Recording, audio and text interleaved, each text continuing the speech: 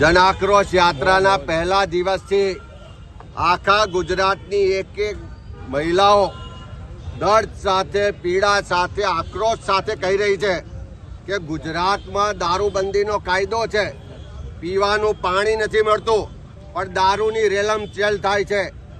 બુટલેગરો દારૂ ને ડ્રગ્સના હપ્તા ગાંધીનગરમાં પહોંચાડે છે. એના કારણે એનો કોઈ વાગ પણ વાંકો કરી શકતા નથી. આજે એક બાજુ સરકાર પાછલા બારણે દારૂબંધીના કાયદાને નબળો પાડી રહી છે. ગિફ્ટ સિટીમાં બીજા કોઈ પણ રાજ્યનો, બીજા કોઈ પણ દેશનો માણસ કોઈ પણ જાતની મંજૂરી વગર દારૂ ખરીદી શકશે, દારૂ પી શકશે, દારૂનું વહન કરી શકશે, એવી છૂટ આપે છે. અને બીજી બાજુ આજે તમે જોયું હોય તો દેશના ગૃહમંત્રી અમિત શાહના મતક્ષેત્રમાં સાણંદમાં એક વાહન પલટી ખાય છે. એમાં આખું દારૂની રેલમછેલ થાય છે. દારૂની પેટીઓ ભરેલું આખું વાહન બોર્ડર ક્રોસ કરીને સાણંદ સુધી ગૃહમંત્રીના પોતાના ક્ષેત્ર સુધી પહોંચે છે.